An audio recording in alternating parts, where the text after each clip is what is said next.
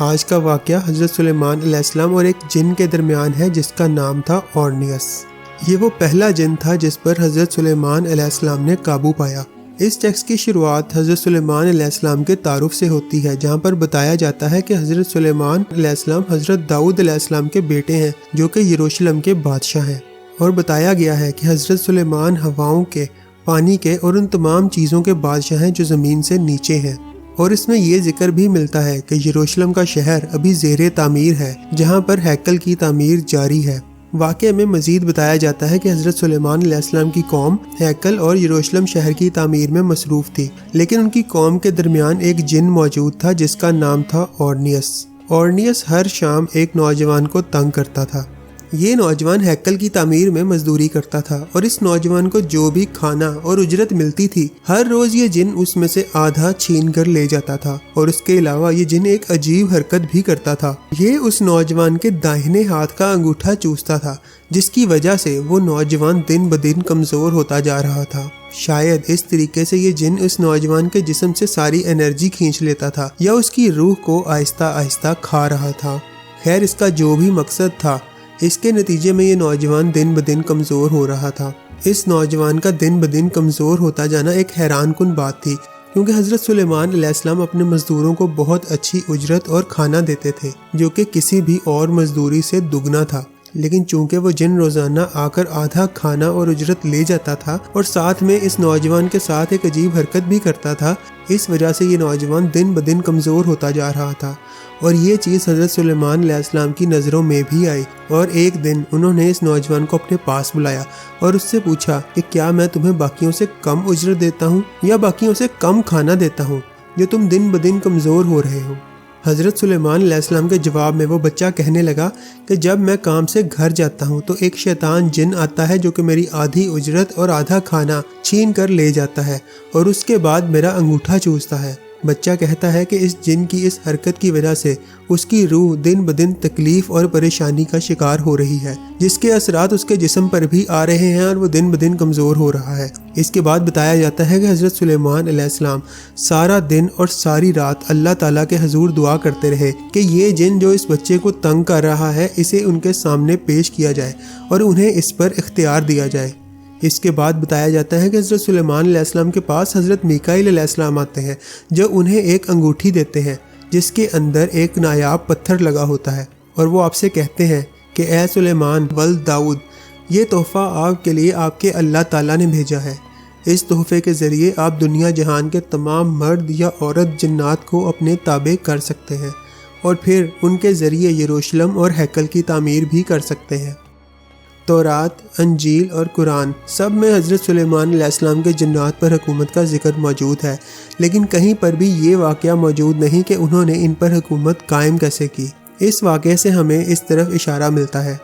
اس کے بعد حضرت سلیمان علیہ السلام بہت خوش ہوتے ہیں اور اللہ تعالیٰ کا بے حد شکر ادا کرتے ہیں۔ اگلی صبح وہ اس نوجوان سے ملتے ہیں اور اسے یہ انگوٹھی دیتے ہیں اور کہتے ہیں کہ جب دوبارہ وہ جن تمہارے سامنے آئے تو تم یہ انگوٹھی اس کے سینے پر مار دینا اور کہنا کہ حضرت سلیمان تمہیں اپنے پاس بلا رہے ہیں۔ وہ نوجوان جب رات کو اپنے گھر جاتا ہے تو وہ جن دوبارہ ایک بہت بڑے شعلے کی شکل میں اس کے سامنے ظاہر ہوتا ہے اور دوبارہ اس کی اجرت اور کھانا چھیننے کی کوشش کرتا ہے، جس پر وہ نوجوان حضرت سلیمان علیہ السلام کے دیے ہوئے حکم کی پابندی کرتے ہوئے اس کے سینے پر انگوٹھی مار دیتا ہے اور کہتا ہے کہ تمہیں حضرت سلیمان علیہ السلام کے سامنے پیش ہونا ہوگا۔ اس پر وہ جن نہایت ہی زیادہ غصے میں آ جاتا ہے اور کہتا ہے کہ اے لڑکے، یہ تو نے میرے ساتھ کیا کیا؟ اگر تو مجھ سے یہ انگوٹھی ہٹا دے اور مجھے حضرت سلیمان علیہ السلام کے سامنے پیش نہ کرے تو میں تمہیں دنیا جہان کے خزانے اور ہیرے جواہرات دوں گا اور تمہیں دنیا بھر کی دولت سے مالا مال کر دوں گا۔ لیکن وہ بچہ جن کی ان باتوں میں نہیں آتا اور بھاگتا ہوا حضرت سلیمان علیہ السلام کے پاس پہنچتا ہے اور انہیں بتاتا ہے کہ میں نے وہی کیا جو آپ نے حکم دیا تھا، جس پر حضرت سلیمان کھڑے ہو جاتے ہیں اور اس لڑکے کے ساتھ اس مقام کی طرف چل پڑتے ہیں جہاں اس نے اس جن کو قید کیا تھا۔ وہاں حضرت سلیمان علیہ السلام اس جن سے پوچھتے ہیں کہ تم کون ہو، جس پر وہ بتاتا ہے کہ اس کا نام اورنیس ہے۔ بظاہر تو یہ عام سا مکالمہ لگتا ہے جہاں پر حضرت سلیمان علیہ السلام نے ایک جن سے اس کا نام پوچھا ہے، لیکن روایات سے ہمیں یہ پتہ چلتا ہے کہ جب کسی جن سے اس کا نام پوچھا جائے یا اس کا نام معلوم ہو جائے تو اس کا مطلب ہے کہ اس پر مکمل قابو پایا جا چکا ہے یا پایا جا سکتا ہے۔ اس کی مثال بہت سی روایات سے ملتی ہے جہاں پر کسی شخص کے اوپر سایہ ہٹانے کے لیے اس جن کا نام پوچھا جاتا ہے جو اس شخص پر حاوی ہوتا ہے۔ اس کے بعد حضرت سلیمان علیہ السلام اس سے پوچھتے ہیں کہ تمہارا تعلق کس زوڈیاک سے ہے۔ زوڈیاک سے مراد وہ ستارے ہیں جو اپنی ڈیٹ آف برتھ کی بنا پر ہم انسان اپنے ساتھ جوڑتے ہیں، مثلا ورگو، لبرا، جیمنائی وغیرہ۔ وہ جن جواب دیتا ہے کہ میرا تعلق ایکویریس سے ہے۔ اس کے بعد وہ جن بتاتا ہے کہ اس کا مقصد غیر شادی شدہ نوجوانوں کو ورگلانا ہے۔ وہ کہتا ہے کہ جب بھی کوئی غیر شادی شدہ نوجوان کسی عورت کے عشق میں مبتلا ہوتا ہے یا کسی عورت کی چاہت میں مبتلا ہوتا ہے تو میں ایک عورت کے روپ میں آ کر اس کے خواب میں اس سے کھیلتا ہوں۔ اس جن کی اس حرکت کا مقصد شاید یہ ہو سکتا ہے کہ جب وہ نوجوانوں کے خوابوں میں آ کر ان کے جذبات کو ابھارتا ہے تو اس بات کے چانسز بہت بڑھ جاتے ہیں کہ وہ نوجوان جذبات میں آ کر کسی گناہ کے مرتکب ہو جائیں اور اللہ کے بتائے ہوئے راستے سے ہٹ کر کسی شیطانی راستے پر چل پڑیں اور کوئی گناہ کر دیں۔